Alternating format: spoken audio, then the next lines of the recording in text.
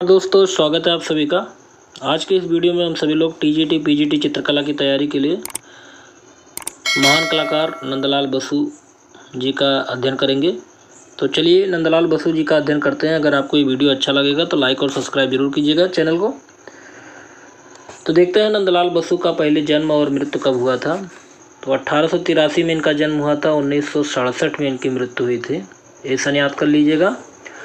1883 में इनका जन्म हुआ था। 1967 में इनकी मृत्यु हुई थी। आगे देखते हैं नंदलाल बसु के पिता का क्या नाम था। तो पूर्णचंद्र बसु था नंदलाल बसु के पिता का नाम, और इनकी माता का नाम था छेममणि। और नंदलाल बसु की माता का जब देहांत हुआ तो उनकी आयु जो थी वो 8 वर्ष की थी। किसकी? नंदलाल बसु की।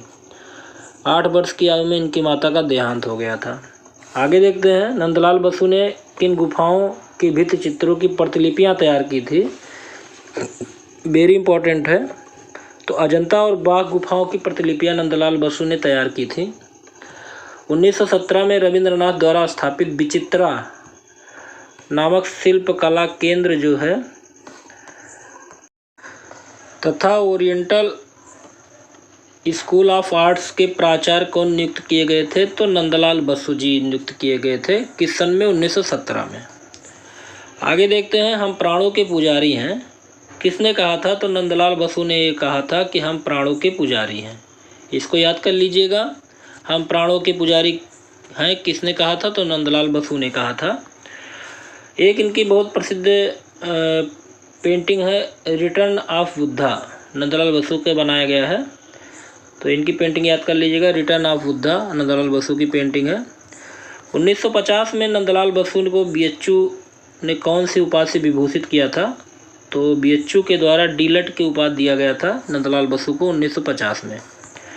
ललित कला अकादमी ने इन्हें क्या भेंट किया था। तो ताम्रपत्र भेंट किया था ललित कला अकादमी ने इनको। आगे देखते हैं नंदलाल बसु अखिल भारतीय कांग्रेस के पंडाल सजाने कहाँ गए थे। तो हरिपुरा गए थे, फैजाबाद गए थे और लखनऊ गए थे। तो नंदलाल बसु ने भारतीय कांग्रेस का पंडाल जो सजाया था हरिपुरा में भी सजाया था, फैजाबाद में भी सजाया था और लखनऊ में भी सजाया था। आगे देखते हैं कांग्रेस अधिवेशन के लिए नंदलाल बसु ने क्या बनाया और किस माध्यम से बनाया। तो कांग्रेस अधिवेशन के लिए नंदलाल बसु ने भैया पोस्टल रंग से पोस्टर बनाया था। आगे देखते हैं बंगाल शैली पर कौन सा कलाकार लिनोकट पर कार्य करता था। तो नंदलाल बसु जी करते थे और इन्होंने टेम्परा पद्धति पर भी बहुत काम किया है। आगे देखते हैं बंगाल शैली के किस चित्रकार ने माइकल एंजेलो और राइफिल की अनुकृतियां तैयार की। तो नंदलाल बसु ने तैयार की थी। नंदलाल बसु ने लगभग कितने चित्रों का निर्माण किया था। तो 10,000 चित्रों का निर्माण नंदलाल बसु ने किया था। आगे देखते हैं रविंद्रनाथ के काव्य संग्रह गीत बितान के लिए चित्र किसने बनाया था। तो नंदलाल बसु ने बनाया था। नंदलाल बसु द्वारा चित्रित बकरियां चित्र किस माध्यम से बना है। तो जल रंग से बना है। इनकी एक चित्र है बकरियां जो कि जल रंग माध्यम से बना है। आगे देखते हैं भारत के संविधान में जो पांडुलिपि का अंकन किसके निर्देशन में हुआ था। तो भारत के संविधान के पांडुलिपि का अंकन जो है वो नंदलाल बसु के निर्देशन में हुआ था। आगे देखते हैं नंदलाल बसु ने बड़ौदा के कीर्ति मंदिर में कौन सा भित्ति चित्र बनाया था। तो गंगा अवतरण का चित्र इन्होंने बनाया था बड़ौदा के कीर्ति मंदिर में। आगे देखते हैं नटी की पूजा और जलता देवदार का भित्ति चित्र नंदलाल बसु ने कहाँ बनाया। शांति निकेतन के कला भवन में बनाया था। तो इनका 2 चित्र है शांति निकेतन के कला भवन में, जलता देवदार और नटी की पूजा। आगे देखते हैं भारत का पहला चित्रकार कौन था जिसके चित्रों की रंगीन वृत्त चित्र डॉक्यूमेंट्री फिल्म बनी। वो नंदलाल बसु ही थे। आगे देखते हैं हरिपुरा की पैनल वस्तु क्या थी। तो भारतीय ग्राम्य जीवन था। जिन्होंने पोस्टर बनाया था उसकी जो वस्तु थी भारतीय ग्राम्य जीवन था। इन्होंने एशियाटिक सोसाइटी कलकत्ता द्वारा रविंद्र शताब्दी पदक कब प्राप्त किया था। तो 1965 में इनको दिया गया था पदक। आगे देखते हैं नंदलाल बसु का सर्वश्रेष्ठ चित्र कौन सा है।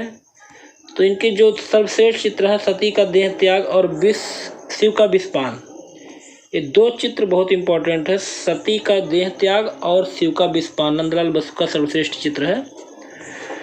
नंदलाल बसु को 1957 ईस्वी में कलकत्ता विश्वविद्यालय द्वारा कौन सी उपाधि दी गई थी? तो डीलिट की उपाधि दी गई थी। इन्होंने कलकत्ता ललित कला अकादमी द्वारा रजत जयंती पदक का प्राप्त किया था, 1958 में प्राप्त किया था। जरा देख लीजिएगा, 1957 में इनको मिला था डीलिट की उपाधि कलकत्ता विश्वविद्यालय द्वारा। आगे देखते हैं, इन्होंने रविंद्र भारती विश्वविद्यालय द्वारा 1963 ईस्वी में कौन सी उपाधि प्राप्त की थी? तो डीलिट की उपाधि प्राप्त की थी। नंदलाल बसु को विश्व भारती द्वारा 1908 ईस्वी में कौन सा पुरस्कार प्रदान किया गया था? तो दशकोत्तम पुरस्कार प्राप्त किया गया था इनको। Indian society of oriental art की प्रथम प्रदर्शनी कब हुई थी? 1908 में।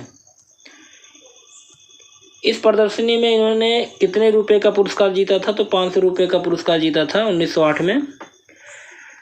आगे देखते हैं, शांति निकेतन में नंदलाल बसु को क्या कहा जाता था? तो बाबू मोसाय। नंदलाल बसु कहाँ के अध्यक्ष थे? विश्व भारती कला भवन के अध्यक्ष इनको चुना गया था। नंदलाल बसु ने सिस्टर निवेदिता की किस पुस्तक के चित्रों को सजाया था? तो सिस्टर निवेदिता की एक पुस्तक थी Indian myth of Hindu and बौद्ध। आगे देखते हैं, शांति निकेतन के त्रिमूर्ति कौन थे?